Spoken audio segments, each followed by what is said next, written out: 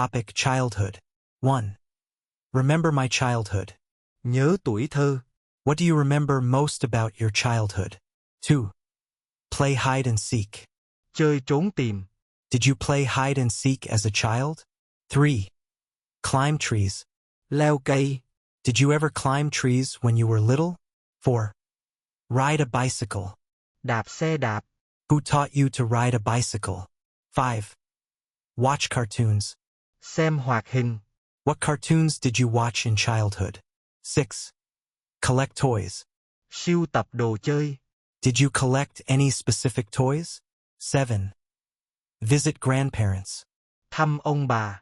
How often did you visit your grandparents? 8. Go to the playground. Đến sân chơi. Which playground was your favorite? 9. Eat ice cream. Ăn kem. What was your favorite ice cream flavor? 10. Have a birthday party. Tổ chức sinh nhật. How did you celebrate birthdays as a child? Topic, langage. 1. Learn a foreign language. Học ngoại ngữ. Which foreign language are you learning? 2. Practice speaking. Luyện nói. How do you practice speaking English daily? 3. Watch movies with subtitles. Xem phim có phụ đề. Do you watch movies with subtitles to learn languages? 4. Memorize vocabulary. Ghi nhớ từ vựng. What helps you memorize vocabulary quickly? 5. Attend language classes. Tham gia lớp ngôn ngữ. Do you attend any language classes? 6. Use language apps. Dùng ứng dụng ngôn ngữ. Which language app do you use? 7. Chat with native speakers. Trò chuyện với người bản ngữ. How often do you chat with native speakers? 8. Read books in English. Đọc sách tiếng Anh. Do you read books in English for practice? 9. Improve pronunciation. Cải thiện phát âm. How do you improve your pronunciation skills? 10. Take a language exam. Thi chứng chỉ ngôn ngữ. Have you taken any language exams? Topic. Communication. 1. Make a phone call. Gọi điện thoại. Who do you make phone calls to most often? 2. Send a text message. Gửi tin nhắn. Do you prefer texting or calling? 3. Write an email. Viết email. How many emails do you write daily? 4. Have a face-to-face talk. Nói chuyện trực tiếp. When do you prefer a face-to-face talk? 5. Listen actively. Lắng nghe chủ động. How do you practice active listening? 6. Give a presentation. Thuyết trình. Do you feel nervous giving presentations? 7. Use body language. Dùng ngôn ngữ cơ thể. How important is body language in communication? 8. Solve a misunderstanding. Giải quyết hiểu lầm. How do you solve misunderstandings with friends? 9. Speak in public. Nói trước đám đông. Have you spoken in public recently? 10. Send a voice note. Gửi tin nhắn thoại. Do you send voice notes instead of typing? Topic, photographie. 1. Take a photo. Chụp ảnh. What do you like to take photos of? 2. Use a smartphone camera. Dùng camera điện thoại. Do you use a smartphone camera or a DSLR? 3. Edit pictures. Chỉnh sửa ảnh. Which app do you use to edit pictures? 4. Capture a sunset. Chụp hoàng hôn. Have you captured a beautiful sunset recently? 5. Print photographs. In ảnh. Do you still print photographs? 6. Share photos online. Chia sẻ ảnh online. Where do you share your photos online? 7. Learn photography skills. Học kỹ năng nhiếp ảnh. How are you learning photography skills? 8.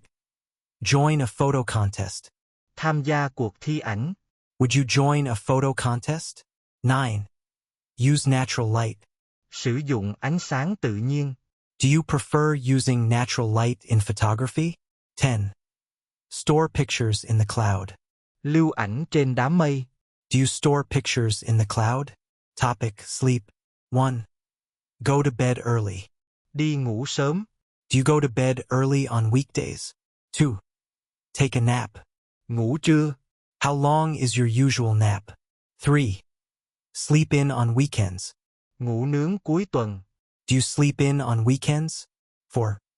Have a bedtime routine. Có thói quen giờ ngủ. What is your bedtime routine? 5. Set an alarm. Đặt báo thức. How many alarms do you set? 6. Struggle with insomnia. Vật lộn với mất ngủ. Have you ever struggled with insomnia? 7. Dream at night. Mơ ban đêm. Do you remember your dreams? 8. Wake up refreshed. Thức dậy sảng khoái. What helps you wake up refreshed? 9. Avoid screens before bed. Tránh màn hình trước khi ngủ. Do you avoid screens before bed? 10. Sleep for 8 hours. Ngủ 8 tiếng. Do you sleep for 8 hours every night? Topic, gardening. 1. Plant flowers. Trồng hoa. What flowers do you like to plant? 2. Water the plants. Tưới cây. How often do you water the plants? 3. Grow vegetables. Trồng rau. Do you grow vegetables in your garden? 4. Pull out weeds. Nhổ cỏ dại. Do you pull out weeds regularly? 5. Mow the lawn. Cắt cỏ sân. How often do you mow the lawn? 6. Use organic fertilizer. Dùng phân bón hữu cơ. Do you use organic fertilizer? 7. Prune the bushes. Tỉa bụi cây. When do you prune the bushes? 8. Harvest fresh herbs. Thu hoạch thảo mộc tươi. Which fresh herbs do you harvest? 9. Enjoy garden work. Thích làm vườn. Do you enjoy garden work? 10. Decorate the balcony with plants. Trang trí ban công bằng cây. Have you decorated your balcony with plants? Topic, goals and ambitions. 1. Set clear goals. Đặt mục tiêu rõ ràng. How do you set clear goals? 2. Stay motivated. Giữ động lực. What helps you stay motivated? 3. Track my progress. Theo dõi tiến bộ. How do you track your progress? 4. Achieve my dreams. Đạt ước mơ. What dreams do you hope to achieve? 5. Overcome obstacles. Vượt qua trở ngại. How do you overcome obstacles? 6. Create a vision board. Làm bản tầm nhìn. Have you created a vision board? 7. Celebrate small wins. Ăn mừng thành tựu nhỏ. How do you celebrate small wins? 8. Seek mentorship. Tìm sự cố vấn. Do you seek mentorship for your goals? 9. Break goals into steps. Chia nhỏ mục tiêu. How do you break big goals into steps? 10. Stay focused on priorities. Tập trung ưu tiên. How do you stay focused on priorities? Topic, technology trends. 1. Use artificial intelligence. Dùng trí tuệ nhân tạo. Do you use any AI tools? 2. Try virtual reality. Thử thực tế ảo. Have you tried virtual reality? 3. Own a smart speaker. Sở hữu loa thông minh. Do you own a smart speaker at home? 4. Drive an electric car. Lái xe điện. Would you like to drive an electric car? 5. Wear a smartwatch. Đeo đồng hồ thông minh. Do you wear a smartwatch? 6. Pay with mobile wallet. Thanh toán bằng ví điện tử. Do you pay with a mobile wallet? 7. Use cloud storage. Dùng lưu trữ đám mây. How much cloud storage do you use? 8. Talk to a chatbot. Trò chuyện với chatbot. Have you talked to a chatbot for customer service? 9. Learn coding online. Học lập trình online. Have you learned coding online? 10. Follow tech news. Theo dõi tin công nghệ. Which sites do you follow for tech news? Topic, volunteer work. 1. Volunteer at a shelter. Tình nguyện tại trại cứu trợ. Have you volunteered at an animal shelter? 2. Join a beach cleanup. Tham gia dọn bãi biển. Would you join a beach cleanup? 3. Help the elderly. Giúp người già. How do you help the elderly in your community? 4. Donate clothes. Quyên góp quần áo. Do you donate clothes to charity? 5. Teach children. Dạy trẻ em. Have you volunteered to teach children? 6. Plant trees for charity. Trồng cây từ thiện. Would you plant trees for a charity project? 7. Organise à fundraiser. Tổ chức gây quỹ. Have you helped organize a fundraiser? 8. Visit a nursing home. Thăm viện dưỡng lão. Have you visited a nursing home to volunteer? 9. Support disaster relief. Hỗ trợ cứu trợ thiên tai. Would you volunteer for disaster relief? 10. Volunteer online. Tình nguyện trực tuyến. Have you tried volunteering online? Topic: Crime and safety. 1. Report a crime. Báo cáo tội phạm.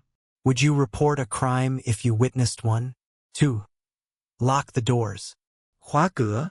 Do you always lock the doors at night? 3. Carry personal alarms. Mang thiết bị báo động cá nhân. Do you carry personal alarms for safety? 4. Install security cameras. Lắp camera an ninh. Would you install security cameras at home? 5. Avoid dangerous areas. Tránh khu nguy hiểm. Do you avoid dangerous areas in your city? 6. Contact the police. Liên lạc cảnh sát. How would you contact the police in an emergency? 7. Read crime news. Đọc tin tội phạm. Do you read crime news regularly? 8. Take self-defense classes. Tham gia lớp tự vệ. Have you taken self-defense classes? 9. Stay alert at night. Cảnh giác ban đêm. How do you stay alert at night? 10. Protect personal belongings. Bảo vệ đồ cá nhân. How do you protect your personal belongings in public? Topic: Advertising. 1. Watch TV commercials. Xem quảng cáo TV. Do you watch TV commercials or skip them? 2. Click on online ads. Nhấp quảng cáo online. Do you click on online ads while browsing? 3. Avoid pop-up ads. Tránh quảng cáo bật lên. How do you avoid pop-up ads? 4. Compare product reviews. So sánh đánh giá sản phẩm. Do you compare product reviews before buying? 5. Influence buying decisions. Ảnh hưởng quyết định mua. How do ads influence your buying decisions? 6. Follow brand influencers. Theo dõi người ảnh hưởng thương hiệu. Do you follow brand influencers on social media? 7. Receive promotional emails. Nhận email khuyến mãi. How do you manage promotional emails? 8. Use ad blockers. Dùng chặn quảng cáo. Do you use ad blockers on your browser? 9. Pay for premium services. Trả phí dịch vụ cao cấp. Do you pay for premium services to avoid ads? 10. Share adverts with friends. Chia sẻ quảng cáo với bạn. Have you shared adverts with friends? Topic: Climate change. 1. Reduce carbon footprint. Giảm dấu chân carbon. What do you do to reduce your carbon footprint? 2. Support renewable energy. Ủng hộ năng lượng tái tạo.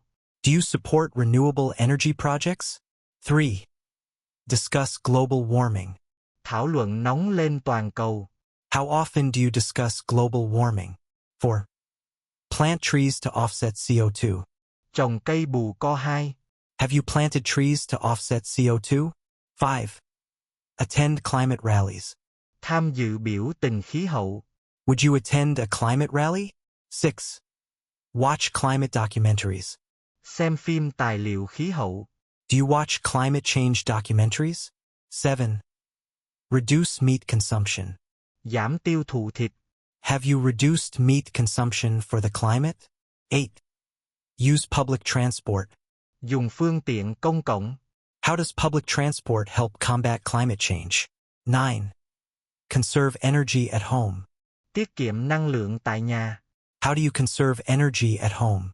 10. Read climate science reports. Đọc báo cáo khoa học khí hậu. Do you read climate science reports? Topic: Urban development. 1. Build green spaces. Xây không gian xanh. How important are green spaces in cities? 2. Improve public transport. Cải thiện giao thông công cộng. How can we improve public transport in cities? 3.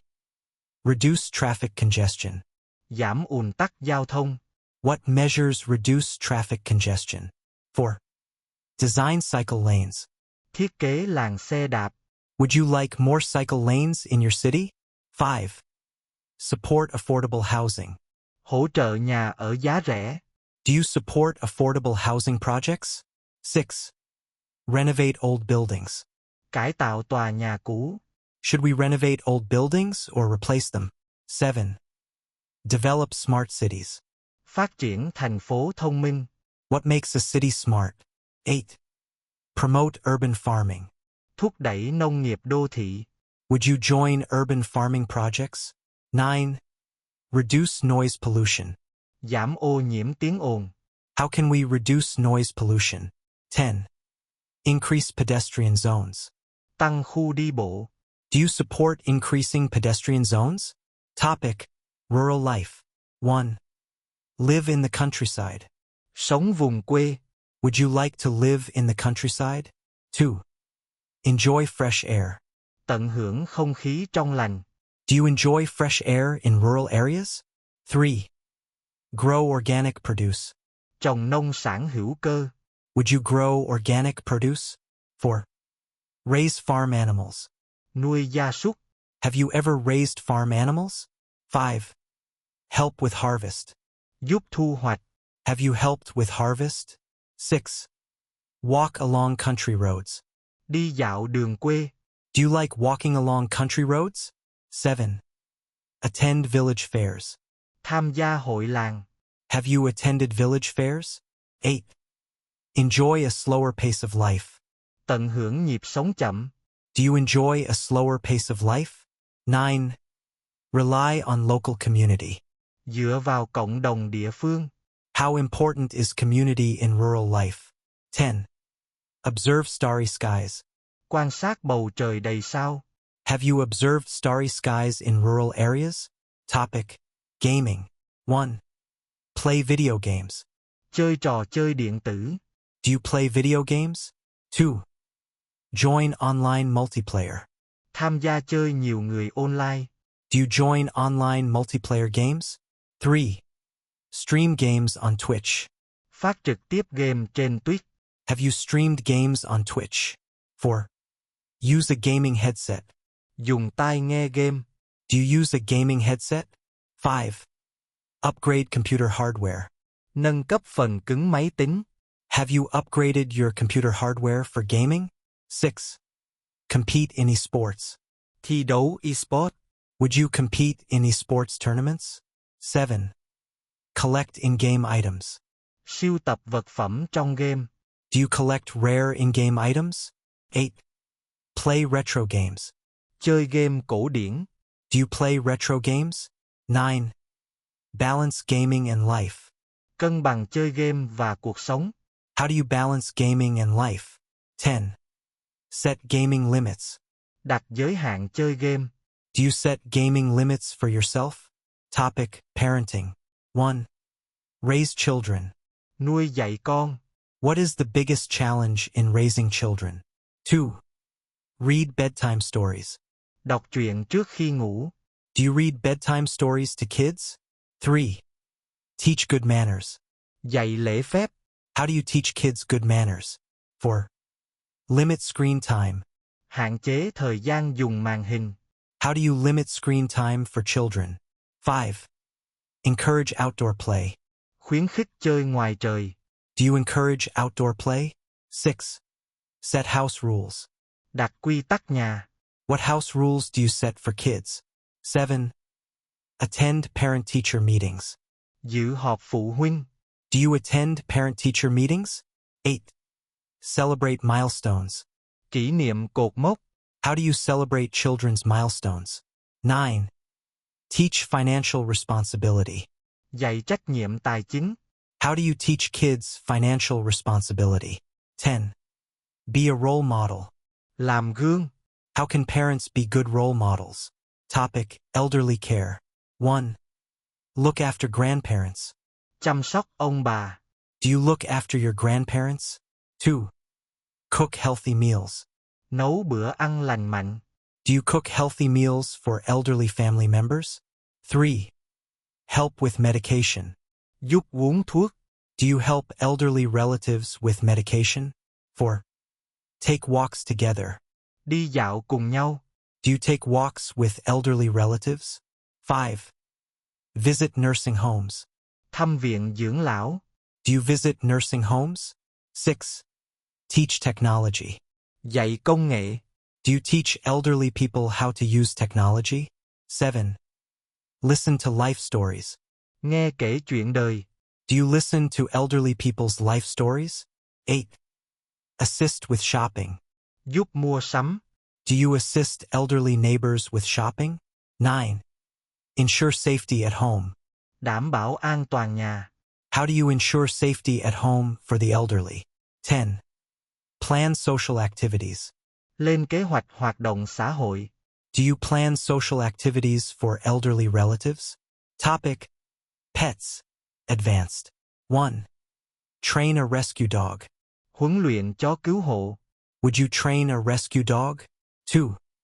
Adopt a senior cat. Nhận nuôi mèo già. Would you adopt a senior cat? 3.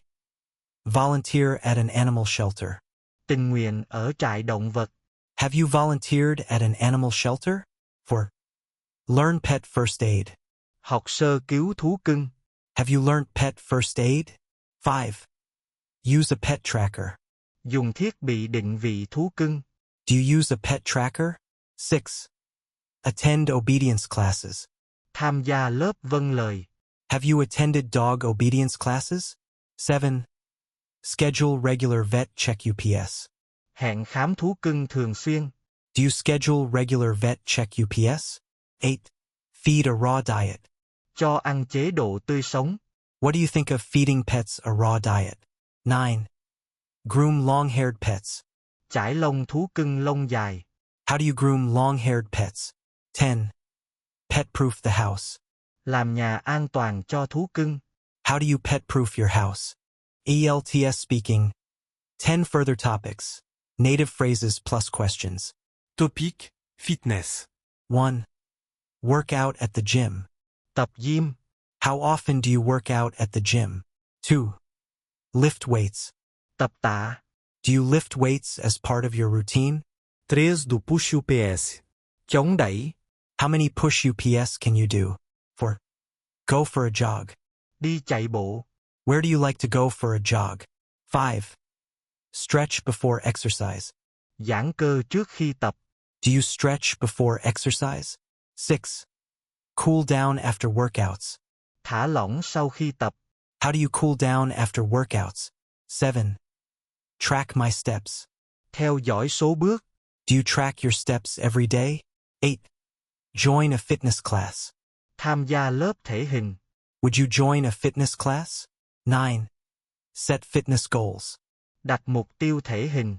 What fitness goals have you set? 10. Stay hydrated. Giữ đủ nước. How do you stay hydrated during exercise? Topic: Gadgets. 1. Buy a new smartphone. Mua điện thoại mới. When do you plan to buy a new smartphone? 2. Charge my laptop. Sạc laptop. How often do you charge your laptop? 3. Wear wireless earbuds. Đeo tai nghe không dây. Do you wear wireless earbuds? 4. Upgrade my tablet. Nâng cấp máy tính bảng. Would you upgrade your tablet this year? 5. Use a fitness tracker. Dùng thiết bị theo dõi thể chất. Do you use a fitness tracker? 6. Install a smart doorbell. Lắp chuông cửa thông minh. Would you install a smart doorbell? 7. Replace the battery. Thay pin. How often do you replace the battery in your devices? 8. Protect my phone with a case. Dùng ốp bảo vệ điện thoại. Do you protect your phone with a case? 9. Connect gadgets via Bluetooth. Kết nối thiết bị qua Bluetooth. Do you connect gadgets via Bluetooth? 10. Update device software. Cập nhật phần mềm thiết bị. How regularly do you update device software? Topic: Émotions et feelings.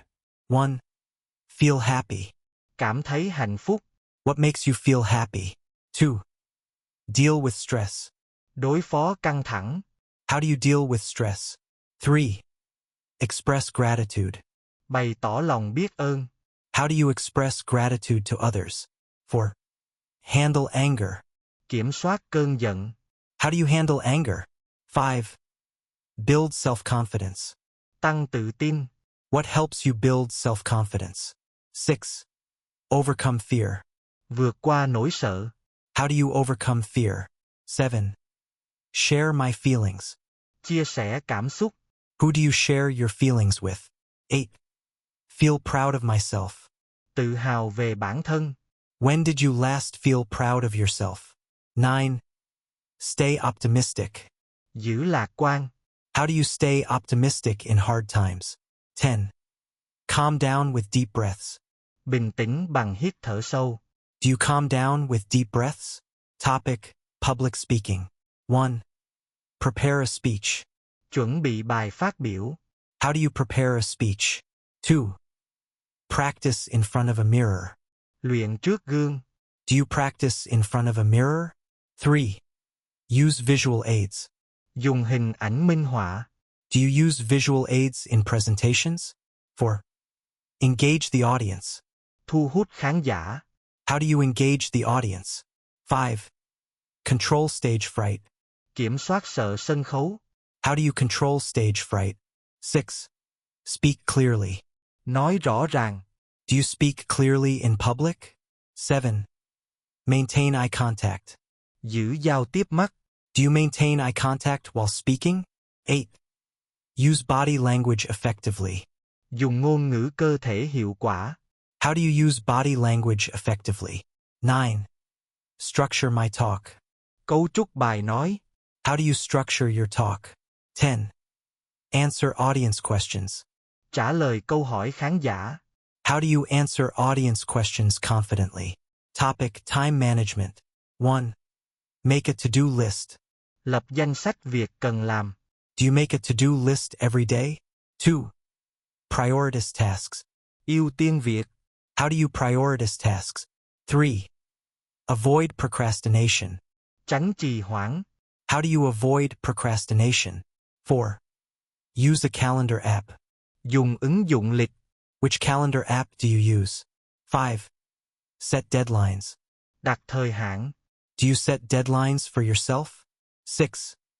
Break tasks into chunks. Chia nhỏ công việc. Do you break tasks into chunks? 7. Focus on one task. Tập trung một việc. Can you focus on one task at a time? 8. Track my time. Theo dõi thời gian. Do you track how you spend your time? 9. Delegate responsibilities. Giao việc cho người khác. Do you delegate responsibilities at work? 10. Review my schedule. Xem lại lịch trình. When do you review your schedule? Topic: Career development. 1. Attend a workshop. Tham dự hội thảo. Have you attended any workshops lately? 2. Improve my skills. Cải thiện kỹ năng. Which skills are you improving now? 3. Network with professionals.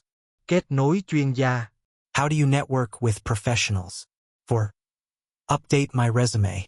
Cập nhật CV. When did you last update your resume? 5. Apply for a promotion. Xin thăng chức. Are you planning to apply for a promotion? 6. Learn from mentors. Học từ cố vấn. Do you learn from mentors? 7. Attend career fairs. Tham dự hội chợ việc làm. Have you attended a career fair? 8. Seek feedback. Xin phản hồi. How do you seek feedback at work? 9. Set career goals. Đặt mục tiêu nghề nghiệp. What career goals have you set? 10. Take online courses. Học khóa online. Do you take online courses for your career? Topic: Online learning. 1. Join a webinar. Tham gia hội thảo trực tuyến. Have you joined a webinar this month? 2. Watch tutorial videos. Xem video hướng dẫn. Do you watch tutorial videos to learn? 3. Complete online assignments. Hoàn thành bài tập online. How do you complete online assignments? 4. Interact on discussion boards. Tham gia diễn đàn thảo luận. Do you interact on discussion boards? 5. Download course materials. Tải tài liệu khóa học. Do you download course materials for offline study? 6. Submit work electronically. Nộp bài điện tử. Do you submit your work electronically? 7. Attend virtual classes. Tham dự lớp học ảo. Do you attend virtual classes regularly? 8. Take quizzes online. Làm bài kiểm tra online. How do you prepare for online quizzes? 9. Communicate with instructors. Liên lạc giảng viên. How do you communicate with instructors online? 10. Manage learning schedule. Quản lý lịch học. How do you manage your online learning schedule? Topic: Nutrition. 1. Eat balanced meals. Ăn bữa ăn cân bằng. Do you eat balanced meals every day? 2. Count calories. Tính calo. Do you count calories when you diet? 3. Avoid sugary drinks. Tránh đồ uống ngọt. How do you avoid sugary drinks? 4. Include vegetables. Bao gồm rau. How do you include vegetables in your diet? 5. Cook at home. Nấu ăn tại nhà. Do you cook at home or eat out? 6. Drink plenty of water. Uống nhiều nước. How much water do you drink daily? 7. Limit fast food. Hạn chế đồ ăn nhanh. How often do you eat fast food? 8. Read food labels. Đọc nhãn thực phẩm. Do you read food labels when shopping? 9. Take dietary supplements. Uống thực phẩm bổ sung. Do you take dietary supplements? 10. Plan weekly meals. Lên kế hoạch bữa ăn tuần. Do you plan your meals for the week? Topic: Sustainable living. 1. Reduce plastic use. Giảm sử dụng nhựa. How do you reduce plastic use at home? 2. Use reusable bags. Dùng túi tái sử dụng. Do you use reusable bags when shopping? 3. Save electricity. Tiết kiệm điện. What do you do to save electricity? 4. Install solar panels. Lắp pin mặt trời. Would you install solar panels at home? 5. Compost food waste. Ủ rác hữu cơ. Do you compost food waste? 6. Buy second-hand items. Mua đồ cũ. Do you buy second-hand items? 7. Bike to work. Đi làm bằng xe đạp. Do you bike to work? 8. Support eco-friendly brands. Ủng hộ thương hiệu xanh. Do you support eco-friendly brands? 9. Collect rainwater. Thu nước mưa. Would you collect rainwater for gardening? 10. Grow my own herbs. Trồng thảo mộc tại nhà. Do you grow your own herbs? Topic: Friends. 1. Hang out with friends. Đi chơi với bạn bè. Where do you usually hang out with friends? 2. Make new friends. Kết bạn mới. How do you make new friends? 3. Keep in touch with friends. Giữ liên lạc với bạn. How do you keep in touch with old friends? 4. Celebrate a friend's birthday. Tổ chức sinh nhật bạn. How do you celebrate a friend's birthday? 5. Share secrets with a friend. Chia sẻ bí mật với bạn. Do you share secrets with your best friend? 6. Call a close friend. Gọi cho bạn thân. How often do you call your close friends? 7. Give advice to a friend. Cho bạn lời khuyên. When do you give advice to friends? 8. Meet up for coffee. Gặp uống cà phê. How often do you meet friends for coffee? 9. Travel with friends. Du lịch với bạn. Where would you like to travel with friends? 10. Support a friend in need. Hỗ trợ bạn khi cần. How can you support a friend in need? Topic: Accommodation. 1. Rent an apartment. Thuê căn hộ. Would you like to rent an apartment or buy one? 2. Pay the rent. Trả tiền thuê nhà. When do you usually pay the rent? 3. Share a flat. Chia sẻ căn hộ. Have you ever shared a flat with others? 4. Decorate my room. Trang trí phòng. How do you decorate your room? 5. Sign a lease. Ký hợp đồng thuê. What should you check before signing a lease? 6. Move house. Chuyển nhà. Have you moved house recently? 7. Live on campus. Sống trong ký túc xá. Did you live on campus at university? 8. Find a roommate. Tìm bạn cùng phòng. How would you find a good roommate? 9. Feel at home. Cảm thấy như ở nhà. What makes you feel at home in a new place? 10. Live in a dormitory. Sống trong ký túc xá. Do you like living in a dormitory? Topic movies. 1. Watch a movie. Xem phim. How often do you watch movies? 2. Go to the cinema. Đi rạp chiếu phim. Do you prefer going to the cinema or watching at home? 3. Stream a film online. Xem phim trực tuyến. Which platform do you use to stream films online? 4. Buy popcorn. Mua bỏng ngô. Do you always buy popcorn at the cinema? 5. Recommend a movie. Đề xuất một bộ phim. Can you recommend a movie you like? 6. Follow a director. Theo dõi đạo diễn. Do you follow any famous film directors? 7. Enjoy action films. Thích phim hành động. Do you enjoy action films? 8. Cry during a movie. Khóc khi xem phim. Have you ever cried during a movie? 9. Look up movie reviews. Xem đánh giá phim. Do you look up movie reviews before watching? 10. Wait for the sequel. Chờ phần tiếp theo. Are you waiting for any movie sequels? Topic, television. 1. Watch the news on TV. Xem tin tức trên TV. Do you watch the news on TV every day? 2. Binge watch a series. Cày phim bộ. When was the last time you binge watched a series? 3. Change the channel. Chuyển kênh.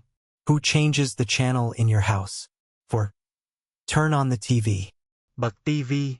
What program do you watch after turning on the TV? 5. Turn off the TV. Tắt TV. Do you turn off the TV when no one is watching? 6. Record a show. Ghi lại chương trình. Have you ever recorded a TV show? 7. Watch reality TV. Xem TV thực tế. Do you like watching reality TV shows? 8. Pay for cable. Trả tiền truyền hình cáp. Do you pay for cable or streaming services? 9. Prefer documentaries. Thích phim tài liệu. Do you prefer documentaries to dramas? 10. Adjust the volume. Chỉnh âm lượng. Who usually adjusts the TV volume at home? Topic. Internet. 1. Surf the internet. Lut internet. How many hours a day do you surf the internet? 2. Check emails. Kiểm tra email. How often do you check your emails? 3. Browse websites. Duyệt trang web. What kind of websites do you browse? 4. Watch videos online. Xem video online. Which site do you use to watch videos online? 5. Read blogs. Đọc blog. Do you read personal blogs? 6. Download music. Tải nhạc. Where do you download music? 7. Upload a photo. Tải ảnh lên. When did you last upload a photo online? 8. Join an online forum. Tham gia diễn đàn online. Have you ever joined an online forum? 9. Stream live events. Xem trực tiếp sự kiện. Do you stream live events on the internet? 10. Shop online. Mua sắm online. How often do you shop online? Topic, fashion. 1. Try on clothes. Thử quần áo. Do you try on clothes before buying? 2. Follow fashion trends. Theo xu hướng thời trang. Do you follow fashion trends? 3. Go clothes shopping. Đi mua đồ. How often do you go clothes shopping? 4. Dress casually. Ăn mặc giản dị. Do you prefer to dress casually? 5. Wear a suit. Mặc âu phục. When do you wear a suit? 6. Match colors. Phối màu. How do you match colors in your outfits? 7. Buy designer brands. Mua hàng hiệu. Do you buy designer brands? 8. Look stylish. Trông phong cách. What makes an outfit look stylish? 9. Choose an outfit. Chọn trang phục. How do you choose an outfit for a party? 10. Get a haircut. Cắt tóc. How often do you get a haircut? Topic, history. 1. Visit a museum. Thăm bảo tàng. Do you like visiting history museums? 2. Read history books. Đọc sách lịch sử. Which history book impressed you?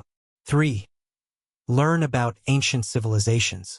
Tìm hiểu nền văn minh cổ. What ancient civilization interests you most? 4. Study world wars. Nghiên cứu các cuộc thế chiến. Why is it important to study world wars? 5. Watch historical documentaries. Xem phim tài liệu lịch sử. Do you watch historical documentaries? 6. Attend a history lecture. Tham dự buổi giảng lịch sử. Have you attended a history lecture? 7. Discuss historical events. Thảo luận sự kiện lịch sử. Which historical event do you often discuss? 8. Preserve historical sites. Bảo tồn di tích lịch sử. How can we preserve historical sites? 9. Trace family history. Tìm hiểu gia phả. Have you traced your family history? 10. Admire historical buildings. Ngưỡng mộ công trình lịch sử. Which historical building do you admire? Topic: Culture. 1. Experience local culture. Trải nghiệm văn hóa địa phương. How do you experience local culture when traveling? 2. Learn cultural customs. Học phong tục văn hóa. How do you learn cultural customs? 3.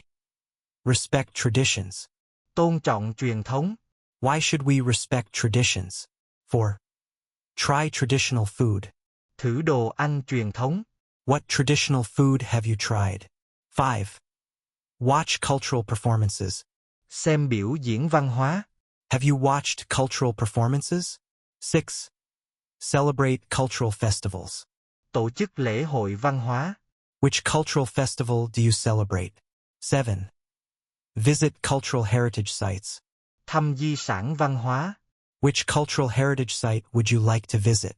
8. Read about different cultures. Đọc về văn hóa khác. Do you read about different cultures? 9. Exchange cultural ideas. Trao đổi ý tưởng văn hóa. How can people exchange cultural ideas? 10. Dress in traditional clothes. Mặc trang phục truyền thống. When do you dress in traditional clothes? Topic: Festivals. 1. Attend a music festival. Tham dự lễ hội âm nhạc. Have you attended a music festival? 2. Watch a parade. Xem diễu hành. Do you enjoy watching parades? 3. Dance at a festival. Nhảy múa ở lễ hội. Do you dance at festivals? 4. Enjoy street food. Thưởng thức đồ ăn đường phố. What street food do you enjoy at festivals? 5. Wear festival costumes. Mặc trang phục lễ hội. Do you wear costumes for festivals? 6. Light fireworks. Đốt pháo hoa. Do you light fireworks during festivals? 7. Take festival photos. Chụp ảnh lễ hội. Do you take many festival photos? 8. Join a carnival. Tham gia carnival. Would you like to join a carnival? 9. Volunteer at a festival. Tình nguyện tại lễ hội. Have you volunteered at a festival? 10. Celebrate harvest festival. Ăn mừng lễ hội thu hoạch.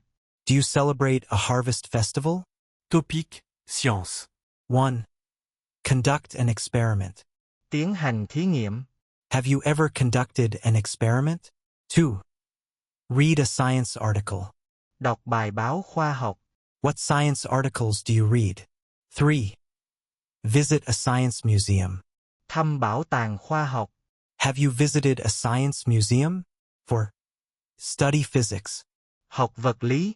Do you enjoy studying physics? 5. Watch a science documentary. Xem phim tài liệu khoa học. Do you watch science documentaries? 6. Follow scientific discoveries. Theo dõi khám phá khoa học. Do you follow new scientific discoveries? 7. Attend a science fair. Tham dự hội chợ khoa học. Have you attended a science fair? 8. Use a microscope. Dùng kính hiển vi. Have you used a microscope in school? 9. Discuss climate change. Thảo luận biến đổi khí hậu. How do you discuss climate change with friends? 10. Be curious about space. Tò mò về vũ trụ.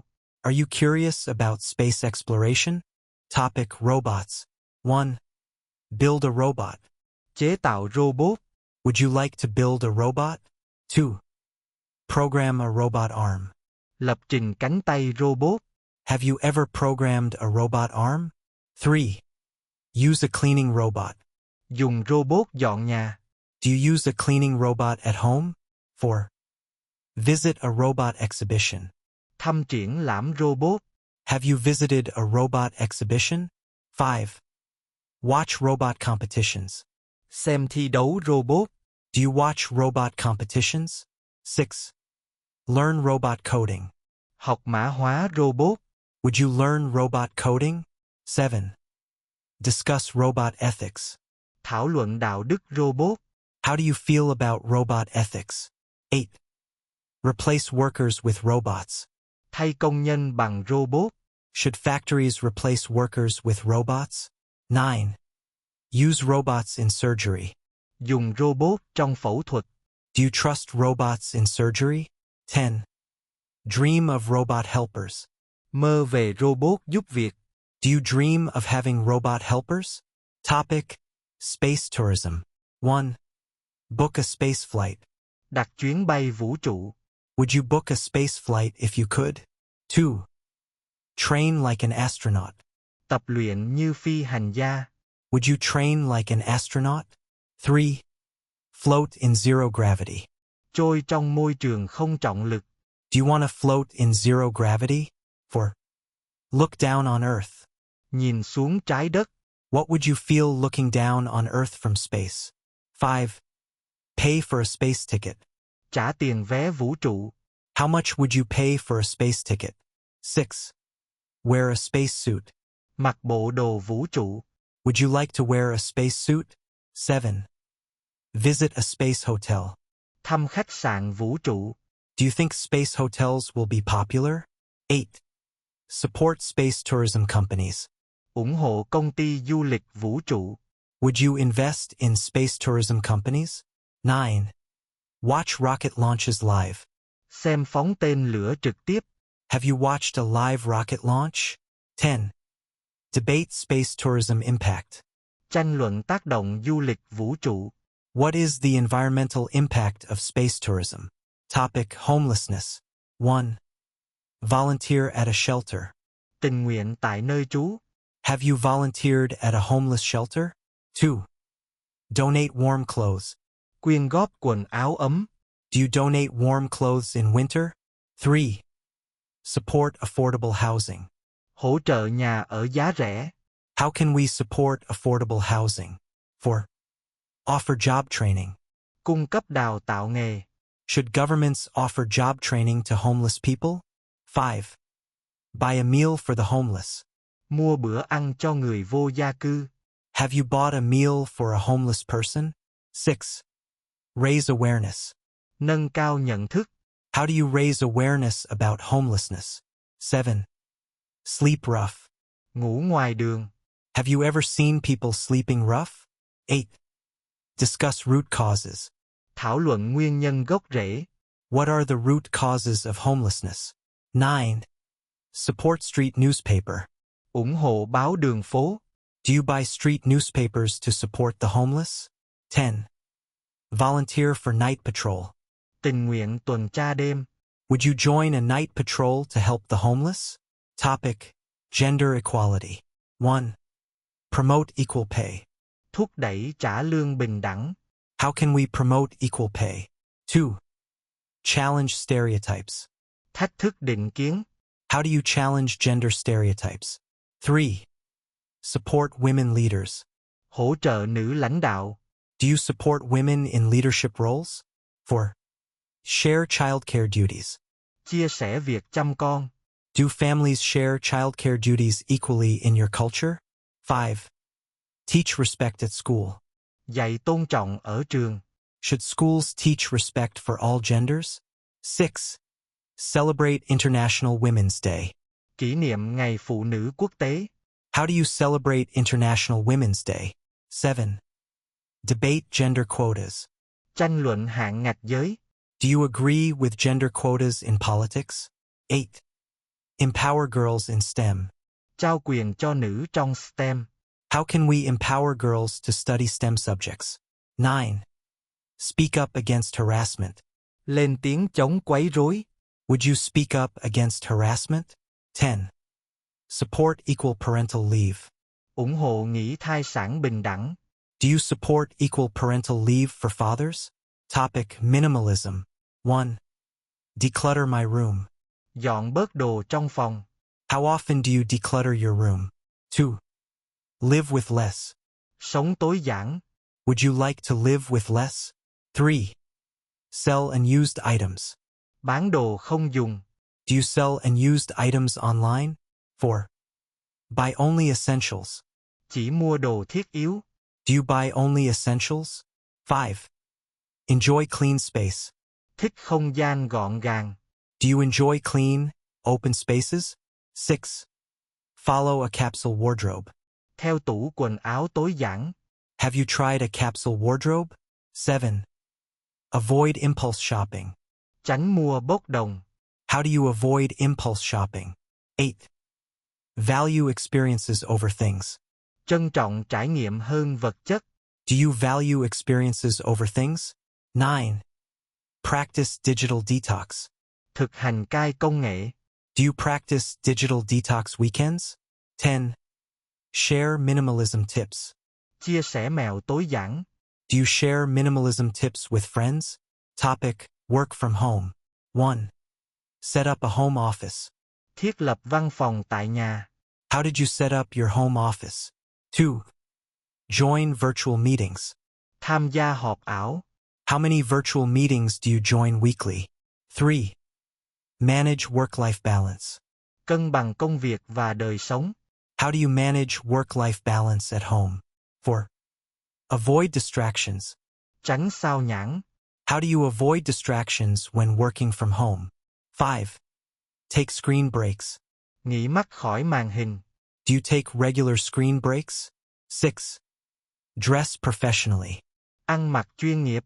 Do you dress professionally for video calls? 7. Use collaboration tools. Dùng công cụ hợp tác. Which collaboration tools do you use? 8. Work flexible hours. Làm giờ linh hoạt. Do you prefer working flexible hours? 9. Miss office culture. Nhớ văn hóa công sở. Do you miss office culture when working remotely? 10. Attend online training. Tham gia đào tạo online. Do you attend online training sessions? Topic: podcasts. 1. Listen to podcasts. Nay podcast. What podcasts do you listen to regularly? 2. Subscribe to a podcast. Dang KY podcast. Which podcast have you subscribed to lately? 3. Recommend episodes. Đề xuất tập podcast. Can you recommend interesting podcast episodes? 4. Download for offline listening. Tải về nghe offline. Do you download episodes for offline listening? 5. Enjoy true crime podcast. Tick podcast toy fam. Do you enjoy true crime podcasts? 6. Learn languages through podcasts. Học ngôn ngữ qua podcast. Do you use podcasts to learn languages? 7. Record my own podcast. Thursday podcast Rieng. Would you record your own podcast? 8. Take notes while listening. Ghi chú khi nghe. Do you take notes while listening to podcasts? 9. Listen during commute. Nghe khi đi lại. Do you listen to podcasts during your commute? 10. Follow podcast hosts on social media. Theo dõi host podcast trên mạng xã hội. Do you follow podcast hosts on social media? Topic: stand-up comedy. 1. Watch stand-up shows. Xem hài độc thoại. Do you watch stand-up shows online? 2. Attend live comedy. Xem hài trực tiếp. Have you attended live comedy performances? 3. Tell jokes. Kể chuyện cười. Do you like to tell jokes? 4. Support local comedians. Ủng hộ diễn viên hài địa phương. Do you support local comedians? 5. Learn comedic timing. Học nhịp hài. Is comedic timing difficult to learn? 6. Laugh out loud. Cười to. Do you laugh out loud at comedy clubs? 7. Perform open mic. Biểu diễn open mic. Would you perform at an open mic night? 8. Write comedy material. Viết kịch bản hài. Have you tried writing comedy material? 9. Handle hecklers. Xử lý khán giả phá. How would you handle hecklers? 10. Share clips on social media. Chia sẻ clip hài trên mạng. Do you share comedy clips on social media? Topic mountains. 1. Climb a mountain. Leo núi. Have you climbed a mountain? 2. Enjoy mountain views. Thưởng ngoạn cảnh núi. Do you enjoy mountain views? 3. Go hiking in the mountains. Đi leo núi. How often do you hike in the mountains? 4. Camp at high altitude. Cắm trại độ cao. Would you camp at high altitude? 5. Take mountain photos. Chụp ảnh núi. Do you take mountain photography? 6. Watch sunrise from a peak. Ngắm bình minh từ đỉnh. Would you wake early to watch sunrise from a peak? 7. Drink mountain spring water. Uống nước suối núi. Have you drunk mountain spring water? 8. Spot wildlife on trails. Quan sát động vật trên đường mòn. What wildlife have you spotted on mountain trails? 9. Use trekking poles. Dùng gậy leo núi. Do you use trekking poles when hiking? 10. Respect mountain etiquette. Tôn trọng quy tắc núi. Do you respect mountain etiquette? Topic beaches. 1. Sunbathe on the beach. Tắm nắng bãi biển. Do you like to sunbathe on the beach? 2. Collect seashells. Nhặt vỏ sò. Have you collected seashells as souvenirs? 3. Build sandcastles. Xây lâu đài cát. Did you build sandcastles in childhood? 4. Swim in the sea. Bơi ở biển. How often do you swim in the sea? 5. Surf the waves. Lướt sóng. Would you like to surf the waves? 6. Enjoy beach volleyball. Thích bóng chuyền bãi biển. Do you enjoy beach volleyball? 7. Watch the sunset. Ngắm hoàng hôn. Where is your favorite beach sunset spot? 8. Have a beach picnic. Dã ngoại bãi biển. Do you like beach picnics? 9. Protect skin with sunscreen. Bôi kem chống nắng. Do you always use sunscreen at the beach? 10. Clean up beach litter. Dọn rác bãi biển. Have you joined a beach cleanup? Topic space. 1. Look at the stars. Ngắm sao. Do you like to look at the stars at night? 2. Watch a rocket launch. Xem phóng tên lửa. Have you ever watched a rocket launch live? 3. Visit a planetarium. Thăm nhà chiếu thiên văn. When did you last visit a planetarium? 4. Read about astronauts. Đọc về phi hành gia. Which astronaut inspires you the most? 5. Discuss life on Mars. Thảo luận về sự sống trên sao Hỏa. Do you believe there is life on Mars? 6. Use a telescope. Dùng kính thiên văn. Have you ever used a telescope to observe the sky? 7. Join a stargazing club. Tham gia câu lạc bộ ngắm sao. Would you join a stargazing club? 8. Follow space news. Theo dõi tin tức vũ trụ. How often do you follow space news? 9. Learn constellations. Học các chòm sao. Can you name any constellations? 10. Dream of space travel. Mơ về du hành vũ trụ. Would you like to travel to space one day? Topic sports. 1. Play football. Chơi bóng đá. How often do you play football? 2. Watch live matches. Xem trận đấu trực tiếp. Do you enjoy watching live matches? 3. Join a sports club. Tham gia câu lạc bộ thể thao. Which sports club would you join? 4. Practice yoga. Tập yoga. How does yoga benefit you? 5. Go jogging. Chạy bộ. Where do you usually go jogging? 6. Attend the gym. Đến phòng gym. How many times a week do you attend the gym? 7. Train for a marathon. Luyện chạy marathon. Would you train for a marathon? 8. Follow sports news. Theo dõi tin thể thao. Which sports news do you follow? 9. Support a local team. ủng hộ đội địa phương, Do you support a local sports team? 10. Play table tennis. chơi bóng bàn, Do you play table tennis at school? Topic, driving. 1. Get a driver's license. lấy bằng lái xe, When did you get your driver's license? 2. Drive to work. lái xe đi làm, Do you drive to work every day? 3. Obey traffic rules. tuân thủ luật giao thông, Why is it important to obey traffic rules? 4. Fill up the tank. đổ xăng, How often do you fill up the tank? 5. Check the tire pressure. kiểm tra áp suất lốp, Do you check tire pressure regularly? 6. Use a GPS. dùng GPS, Do you rely on GPS when driving? 7. Park the car. đổ xe, Is it hard to find a place to park the car in your city? 8. Drive at night. lái xe ban đêm, Do you feel comfortable driving at night? 9. Renew car insurance. gia hạn bảo hiểm xe, When do you renew your car insurance? 10. Avoid heavy traffic. tránh giao thông đông đúc, How do you avoid heavy traffic? Topic. Public transport. 1. Take the bus. đi xe buýt, How often do you take the bus? 2. Ride the subway.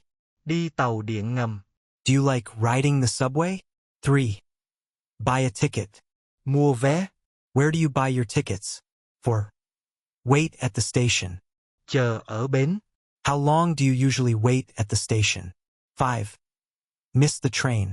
lỡ chuyến tàu, Have you ever missed the train? 6. Stand in line. xếp hàng, Do you stand in line politely? 7. Use a travel card. dùng thẻ đi lại, Do you use a travel card for commuting? 8. Take public transport to work. đi làm bằng phương tiện công cộng, Do you take public transport to work? 9. Check the timetable. kiểm tra lịch trình, Do you always check the timetable before traveling? 10. Get off at the wrong stop. xuống nhầm trạm, Have you ever got off at the wrong stop? Topic, environment. 1. Recycle plastic. tái chế nhựa, How do you recycle plastic at home? 2. Save water. tiết kiệm nước, What do you do to save water? 3. Reduce waste. giảm rác thải, How can we reduce household waste? 4. Plant a tree. trồng cây, Have you planted a tree before? 5. Use public transport. dùng phương tiện công cộng, How does using public transport help the environment? 6. Avoid single-use plastics. tránh nhựa dùng một lần, Why should we avoid single-use plastics? 7. Buy eco-friendly products. mua sản phẩm thân thiện môi trường, Do you buy eco-friendly products? 8. Support green energy. ủng hộ năng lượng xanh, Would you support green energy projects? 9. Turn off the lights. tắt đèn, Do you turn off lights when leaving a room? 10. Pick up litter. nhặt rác, Have you joined a litter picking event? Topic, health. 1. Eat healthy food. ăn thực phẩm lành mạnh, What healthy foods do you eat daily? 2. Drink enough water. uống đủ nước, How much water do you drink each day? 3. Exercise regularly.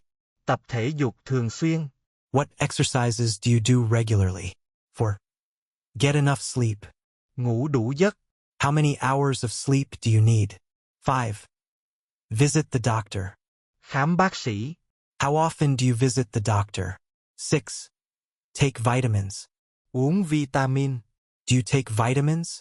7. Meditate daily. thiền hàng ngày, Do you meditate daily? 8. Avoid junk food. tránh đồ ăn vặt, How do you avoid junk food? 9. Monitor my weight. theo dõi cân nặng, Do you monitor your weight regularly? 10. Practice good posture. giữ tư thế tốt, How do you practice good posture? Topic, technology. 1. Upgrade my phone. nâng cấp điện thoại, When do you plan to upgrade your phone? 2. Use social media apps. dùng ứng dụng mạng xã hội, Which social media apps do you use daily? 3. Charge my phone. Sạc điện thoại. How often do you charge your phone? 4. Stream movies online. Xem phim trực tuyến. Do you stream movies online? 5. Shop on the internet. Mua sắm trên mạng. Do you shop on the internet often? 6. Download an app. Tải ứng dụng. What was the last app you downloaded? 7. Video call my family. Gọi video cho gia đình. Do you often video call your family? 8. Store files in the cloud. Lưu trữ lên đám mây. Do you store files in the cloud? 9. Learn coding online. Học lập trình online. Have you tried learning coding online? 10. Listen to podcasts. Nay podcast. What podcasts do you listen to? Topic travel. 1. Book a flight. Đặt vé máy bay. How far in advance do you book flights? 2. Pack a suitcase. Đóng gói hành lý. How do you pack a suitcase efficiently? 3. Check into a hotel. Làm thủ tục khách sạn. What is your favorite hotel check-in experience? 4. Visit landmarks. Thăm danh lam thắng cảnh. Which landmarks have you visited? 5. Try local food. Thử món ăn địa phương. Do you like to try local food when traveling? 6. Take travel photos. Chụp ảnh du lịch. What do you take photos of when you travel? 7. Buy souvenirs. Mua quà lưu niệm. Do you buy souvenirs for friends? 8. Plan an itinerary. Lên lịch trình. How do you plan an itinerary? 9. Exchange currency. Đổi tiền tệ. Where do you exchange currency? 10. Use a travel guide. Sử dụng sách hướng dẫn. Do you still use paper travel guides? Topic food. 1. Cook dinner. Nấu bữa tối. How often do you cook dinner at home? 2. Eat out. Đi ăn ngoài. How often do you eat out? 3. Order takeaway.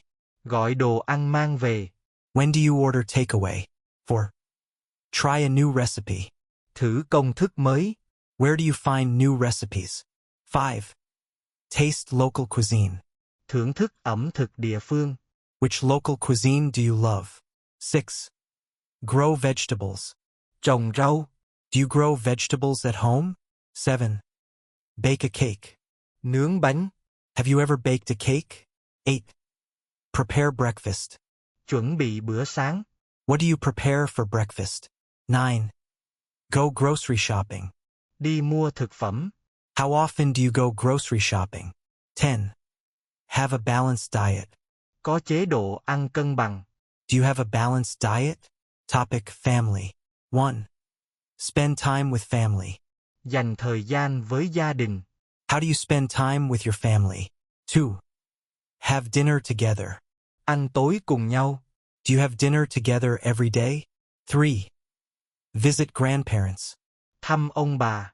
How often do you visit your grandparents? 4. Celebrate birthdays. Kỷ niệm sinh nhật. How do you celebrate birthdays in your family? 5. Help with chores. Giúp việc nhà. Do you help with chores at home? 6. Play board games. Chơi board game. Do you play board games with family? 7. Take family photos. Chụp ảnh gia đình. When do you take family photos? 8. Go on a family trip. Đi du lịch gia đình. Where did you last go on a family trip? 9. Support each other. Hỗ trợ nhau. How does your family support each other? 10. Have a family meeting. Họp gia đình. Does your family have regular meetings? IELTS speaking. Education topic. 50 phrases plus fluency questions. 1. Go to school. Đi học. What time do you usually go to school? 2. Study for exams. Học cho kỳ thi. How do you usually study for exams? 3. Do homework.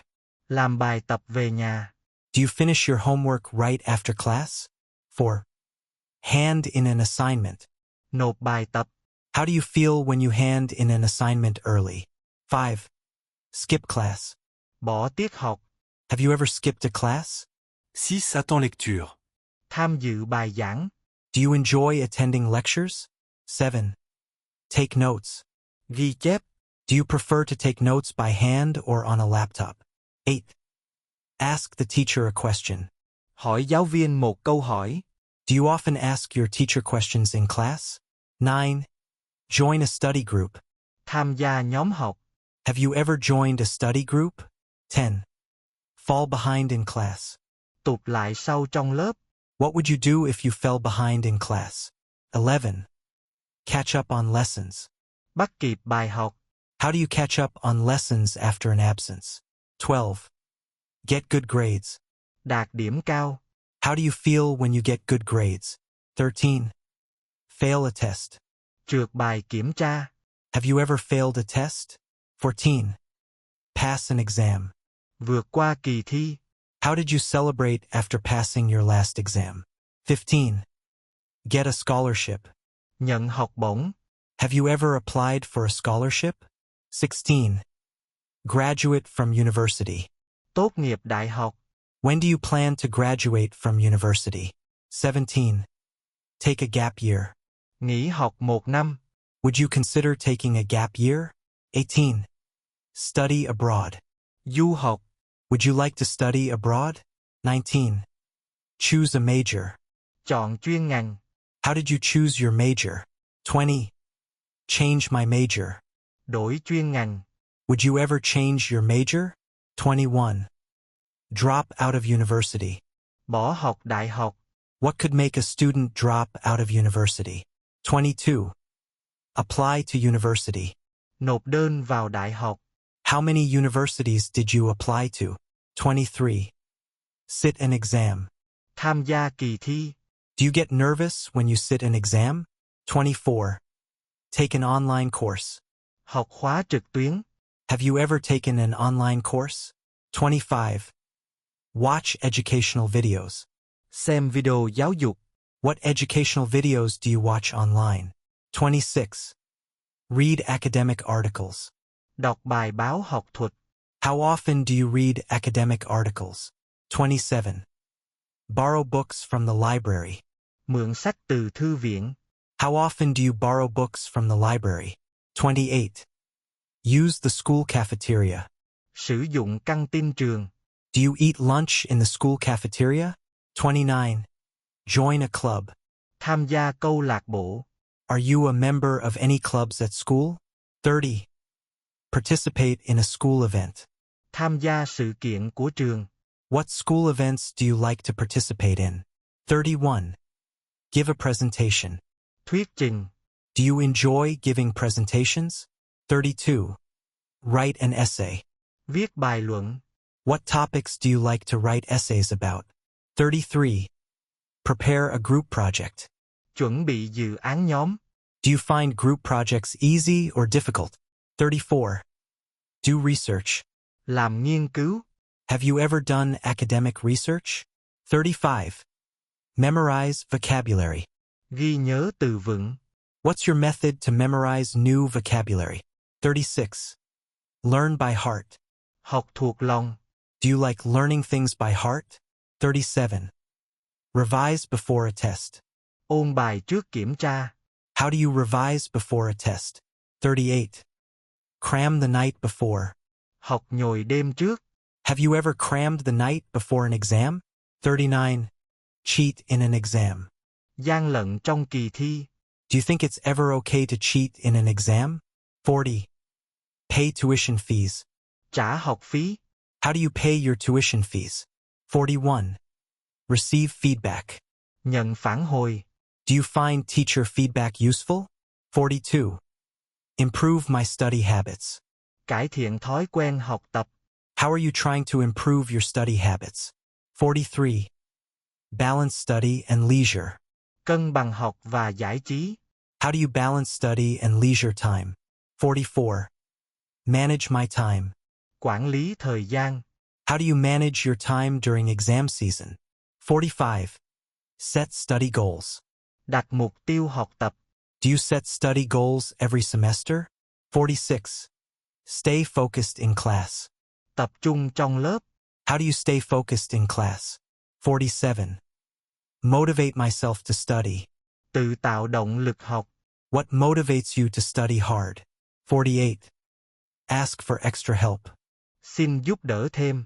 Do you ask for extra help when you don't understand something? 49. Attends un tutorial. Tham gia buổi hướng dẫn. Have you attended any tutorials this term? 50. Review past papers. Xem lại đề thi cũ. Do you review past papers before exams? ELTS speaking. Next 10 topics. Native phrases plus questions. Topic. Hometown. 1. Describe my hometown. Miêu tả quê hương. How would you describe your hometown? 2. Live in a small town. Sống ở thị trấn nhỏ. Do you live in a small town or a big city? 3. Visit local markets. Thăm chợ địa phương. Do you often visit local markets in your hometown? 4. Enjoy the scenery. Thưởng thức cảnh đẹp. What scenery do you enjoy in your hometown? 5. Meet childhood friends. Gặp bạn thời thơ ấu. How often do you meet childhood friends? 6. Attends local festival. Tham dự lễ hội địa phương. Which local festival do you like the most? 7. Walk along the river. Đi dạo ven sông. Do you like walking along the river in your hometown? 8. Show tourists around. Dẫn khách du lịch tham quan. Have you ever shown tourists around your hometown? 9. Taste hometown specialties. Thưởng thức đặc sản quê hương. What hometown specialties do you recommend? 10. Plan to move away. Dự định chuyển đi. Do you plan to move away from your hometown? Topic work. 1. Work full-time. Làm toàn thời gian. Do you work full-time? 2. Attends meeting. Tham dự cuộc họp. How many meetings do you attend each week? 3. Meet deadlines. Đáp ứng thời hạn. Is it hard to meet deadlines at work? 4. Deal with clients. Làm việc với khách hàng. How do you deal with demanding clients? 5. Get a promotion. Được thăng chức. What would help you get a promotion? 6. Take a day off. Nghỉ một ngày. When did you last take a day off? 7. Work overtime. Làm thêm giờ. Do you often work overtime? 8. Balance work and life. Cân bằng công việc và cuộc sống. How do you balance work and life? 9. Lead a team. Dẫn dắt nhóm. Do you like to lead a team? 10. Look for a new job. Tìm việc mới. Are you looking for a new job? Topic hobbies. 1. Play the guitar. Chơi đàn guitar. How long have you played the guitar? 2. Collect stamps. Sưu tập tem. Do you collect stamps? 3. Go hiking. Đi leo núi. Where do you go hiking? 4. Paint in my free time. Vẽ khi rảnh. Do you paint in your free time? 5. Write a blog. Viết blog. What do you write about in your blog? 6. Do gardening. Làm vườn. Do you enjoy doing gardening? 7. Practice photography. Chụp ảnh nghệ thuật. What subjects do you photograph? 8. Learn a new language. Học ngôn ngữ mới. Which new language are you learning? 9. Play board games. Choi board game. Which board game do you play? 10. Join a dance class. Tham gia lớp nhảy. Would you join a dance class? Topic reading. 1. Read novels. Đọc tiểu thuyết. What kind of novels do you read? 2. Borrow books from the library. Mượn sách thư viện. Do you borrow books from the library? 3. Listen to audiobooks. Nghe sách nói. Do you listen to audiobooks? 4. Read before bed. Đọc trước khi ngủ. Do you read before bed? 5. Subscribe to magazines. Đăng ký tạp chí. Which magazines do you subscribe to? 6. Buy ebooks. Mua sách điện tử. Do you buy ebooks or paper books? 7. Join a book club. Tham gia câu lạc bộ sách. Have you joined a book club? 8. Recommend a book. Giới thiệu sách. Can you recommend a good book? 9. Read the news online. Doc tin online. How often do you read news online? 10. Take notes while reading. Ghi chú khi đọc. Do you take notes while reading? Topic music. 1. Listen to pop music. Nghe nhạc pop. Do you listen to pop music? 2. Play the piano. Chơi piano. Can you play the piano? 3. Attend concerts. Tham dự hòa nhạc. How often do you attend concerts? 4. Make a playlist. Tạo danh sách phát. What songs are on your playlist? 5. Sing karaoke. Hát karaoke. Do you enjoy singing karaoke? 6. Download songs. Tải bài hát. Where do you download songs? 7. Learn music theory. Học lý thuyết nhạc. Have you learned music theory? 8. Compose a song. Sáng tác bài hát. Would you like to compose a song? 9. Play in a band. Chơi trong ban nhạc. Have you played in a band? 10. Practice the violin. Luyện violin. How often do you practice the violin? Topic weather. 1. Check the forecast. Kiểm tra dự báo thời tiết. How often do you check the weather forecast? 2. Enjoy sunny days. Thích ngày nắng. Do you enjoy sunny days? 3. Hate rainy weather. Ghét thời tiết mưa. Do you hate rainy weather? 4. Prepare for a storm. Chuẩn bị cho bão. How do you prepare for a storm? 5. Use an umbrella. Dùng ô. Do you carry an umbrella with you? 6. Feel chilly. Cảm thấy se lạnh. Do you feel chilly in autumn? 7. Sweat in hot weather. Đổ mồ hôi trời nóng. How do you cope with hot weather? 8. Enjoy the snow. Thích tuyết. Have you ever enjoyed the snow? 9. Watch the sunset. Ngắm hoàng hôn. Where do you watch the sunset? 10. Stay indoors in bad weather. Ở trong nhà khi thời tiết xấu. Do you stay indoors during bad weather? Topic shopping. 1. Browse online shops. Lướt cửa hàng online. Do you browse online shops often? 2. Try on clothes. Thử quần áo. Do you like to try on clothes before buying? 3. Look for bargains. Tìm món hời. Where do you look for bargains? 4. Pay by card. Trả bằng thẻ. Do you pay by card or cash? 5. Return an item. Trả lại hàng. Have you ever returned an item? 6. Shop in a mall. Mua sắm trong trung tâm. Do you shop in malls frequently? 7. Use discount coupons. Dùng phiếu giảm giá. Do you use discount coupons? 8. Compare prices. So sánh giá. Do you compare prices before buying? 9. Window shop. Ngắm hàng. Do you enjoy window shopping? 10. Buy in bulk. Mua số lượng lớn. Do you buy in bulk to save money? Topic holidays. 1. Celebrate New Year. Đón năm mới. How do you celebrate New Year?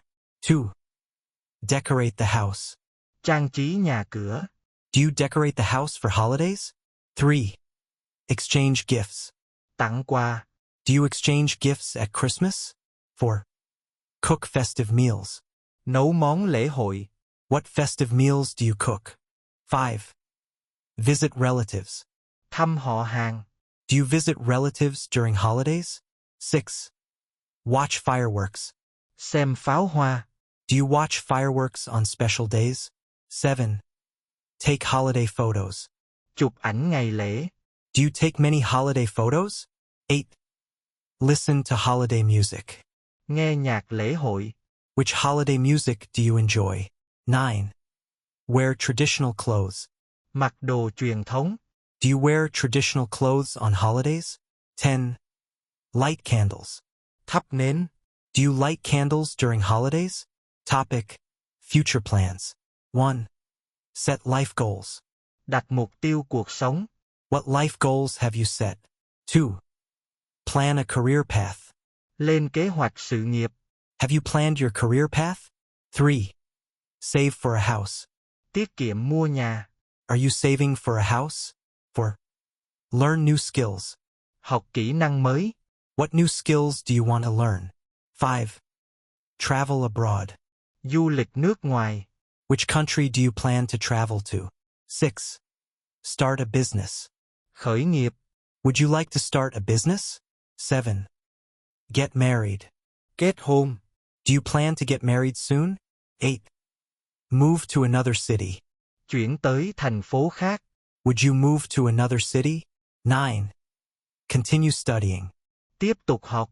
Do you plan to continue studying? 10. Retire early. Nghỉ hưu sớm. Do you want to retire early? Topic, daily routine. 1. Wake up early. Dậy sớm. What time do you wake up? 2. Make the bed. Dọn giường. Do you make the bed every morning? 3. Have breakfast. Ăn sáng. What do you have for breakfast? 4. Commute to work. Đi làm. How do you commute to work? 5. Take a lunch break. Nghỉ trưa. How long is your lunch break? 6. Finish work at 5. Kết thúc công việc lúc 5 giờ. Do you finish work at 5? 7. Do household chores. Làm việc nhà. What household chores do you do? 8. Exercise after work. Tập thể dục sau khi làm.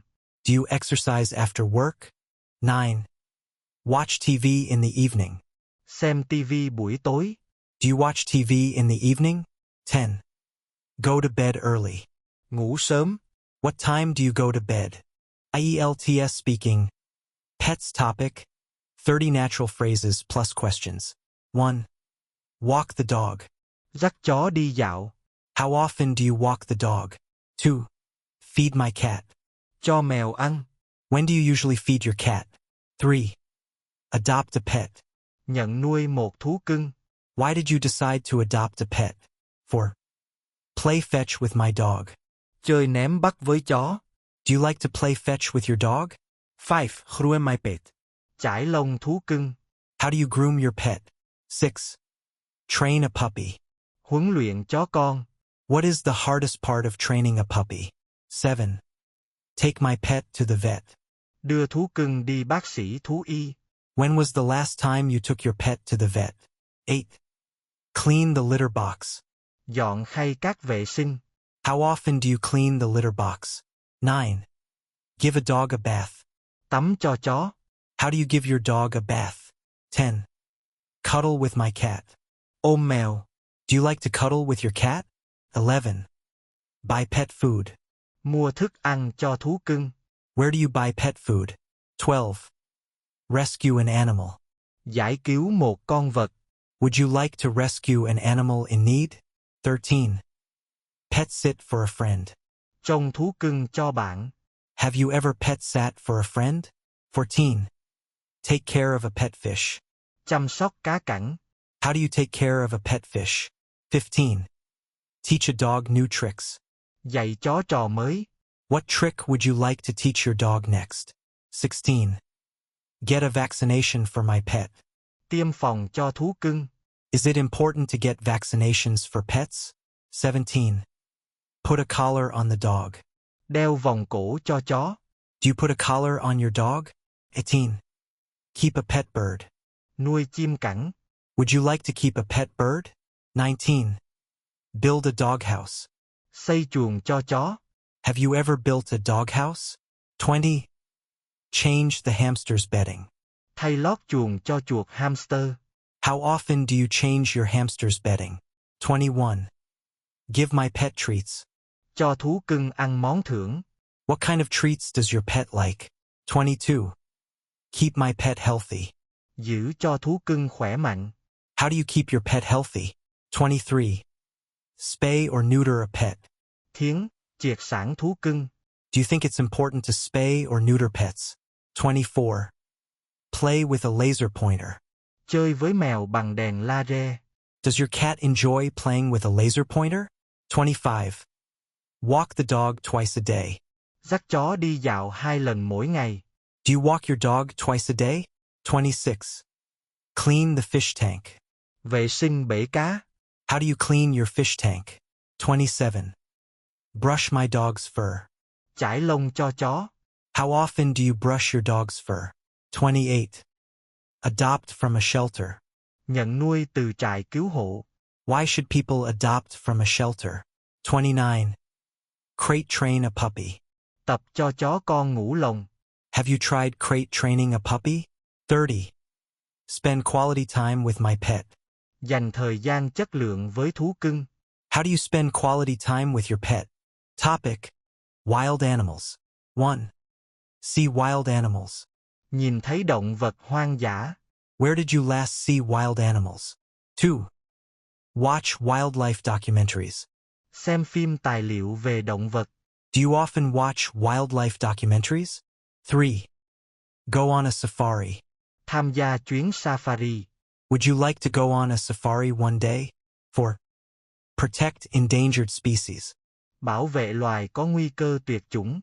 How can we protect endangered species? 5. Visit a national park. Thăm vườn quốc gia. Which national park would you like to visit? 6. Track animal footprints. Theo dấu chân động vật. Have you ever tracked animal footprints? 7. Spot birds with binoculars. Quan sát chim bằng ống nhòm.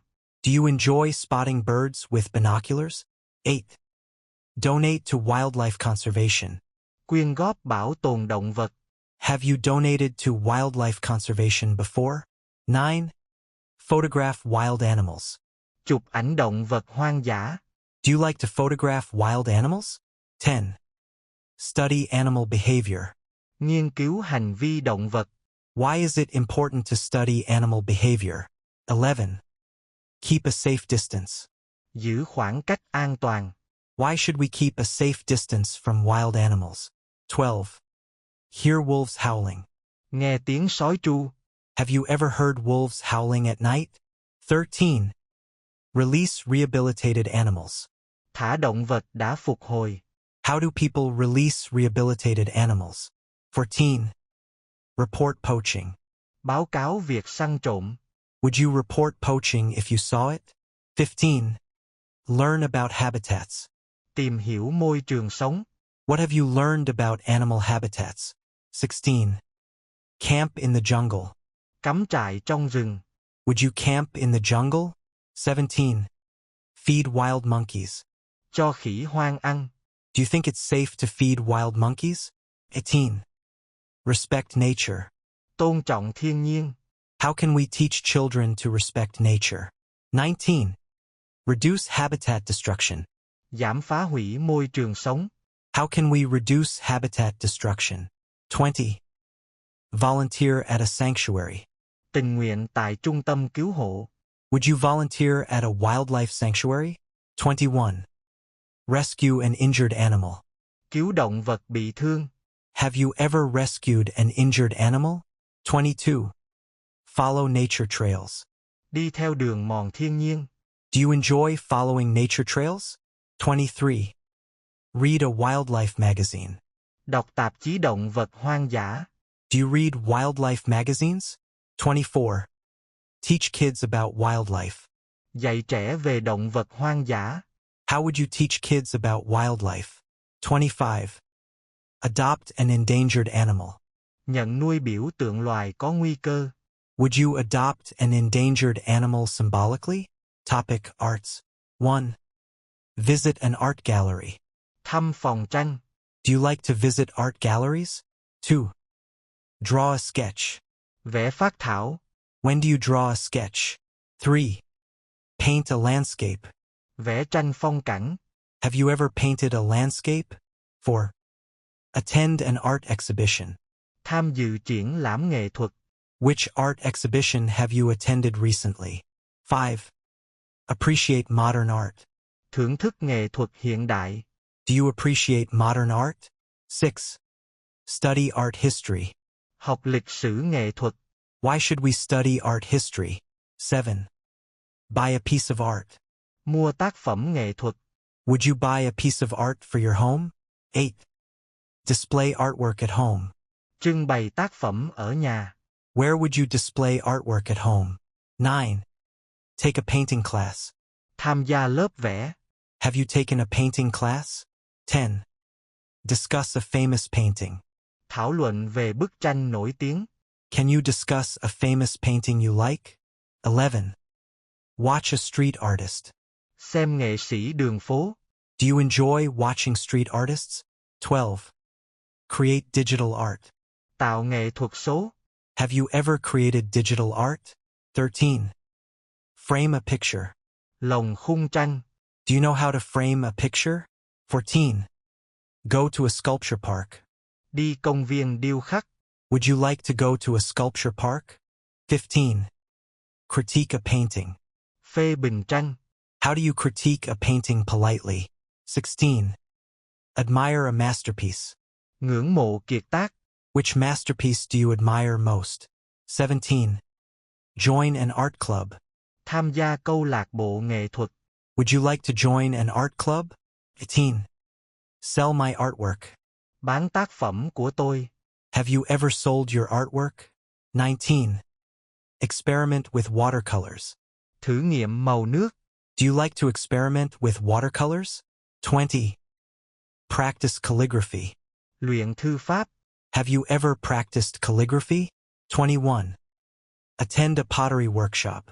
Tham dự workshop gốm. Would you attend a pottery workshop? 22. Design a poster. Thiết kế poster. Have you designed a poster before? 23. Follow an online art tutorial. Theo hướng dẫn nghệ thuật online. Do you follow online art tutorials? 24. Visit a mural. Thăm bức tranh tường. Have you visited any murals in your city? 25. Carve a sculpture. Tạc điêu khắc. Would you try carving a sculpture? Topic: Social media. 1. Scroll through social media. Lướt mạng xã hội. How often do you scroll through social media? 2. Like a post. Thích một bài đăng. Do you like every post you see? 3. Share a photo. Chia sẻ ảnh. What kind of photos do you share online?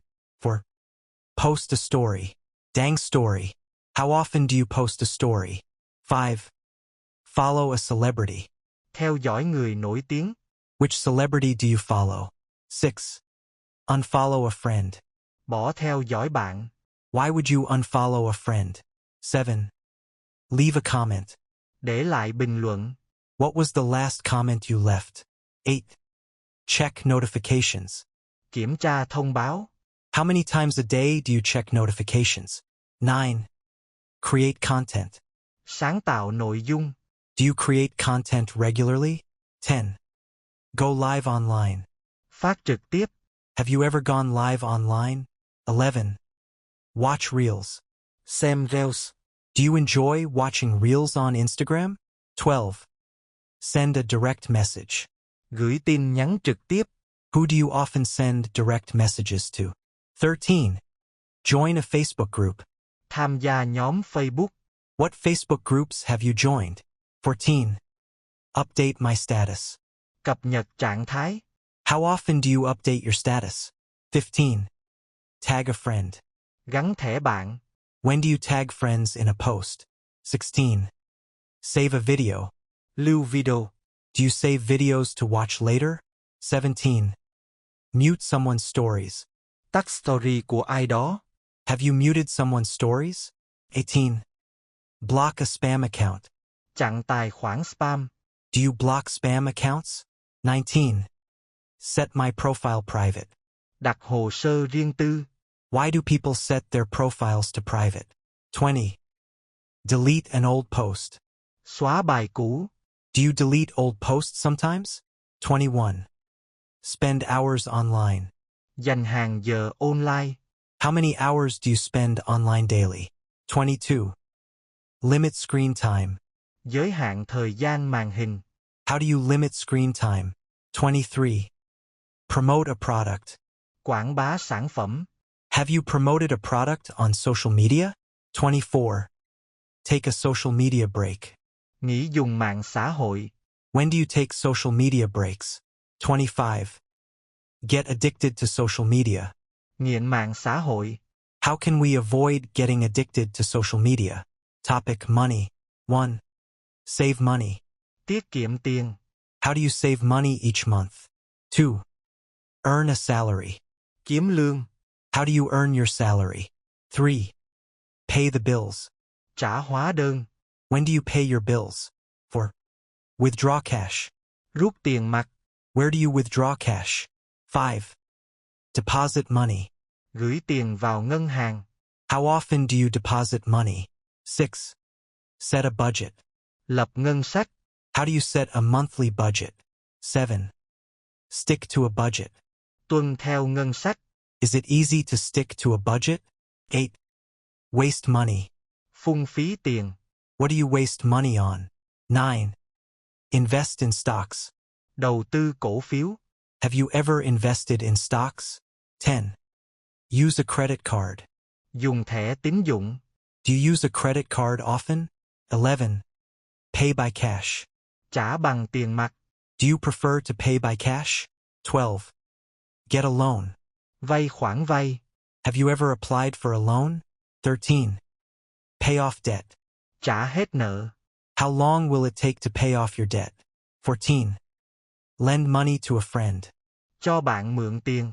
Would you lend money to a friend? 15. Borrow money. Mượn tiền. Have you borrowed money recently? 16. Check my balance. Kiểm tra số dư. How often do you check your bank balance? 17. Open a bank account. Mở tài khoản ngân hàng. When did you open your first bank account? 18. Compare prices. So sánh giá. Do you compare prices before buying? 19. Look for discounts. Tìm giảm giá. Where do you look for discounts? 20. Make an impulse purchase. Mua sắm bốc đồng. When was your last impulse purchase? 21. Track expenses. Theo dõi chi tiêu. Do you track your daily expenses? 22. Donate to charity. Quyên góp cho từ thiện. How often do you donate to charity? 23. Plan for retirement. Lên kế hoạch nghỉ hưu. How do you plan for retirement? 24. Increase my savings. Tăng khoản tiết kiệm. What helps you increase your savings? 25. Avoid unnecessary spending. Tránh chi tiêu không cần thiết. How do you avoid unnecessary spending? Topic. Computers. 1. Turn on the computer. Bật máy tính. How often do you turn on the computer? 2. Shut down the PC. Tắt máy tính.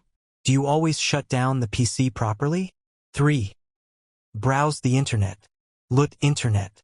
What do you usually browse on the internet? 4. Install software. Cài đặt phần mềm. Have you installed any new software recently? 5. Update the system. Cập nhật hệ thống. How often do you update your system? 6. Type on the keyboard. Gõ bàn phím. How fast can you type on the keyboard? 7. Click the mouse. Nhấp chuột. Do you prefer using a mouse or a touchpad? 8. Download a file. Tải xuống tệp tin. What was the last file you downloaded? 9. Upload a document. Tải lên tài liệu. Where do you upload documents? 10. Backup data. Sao lưu dữ liệu. How do you back up your data? 11. Delete a file. Xóa tệp tin. Have you ever accidentally deleted a file?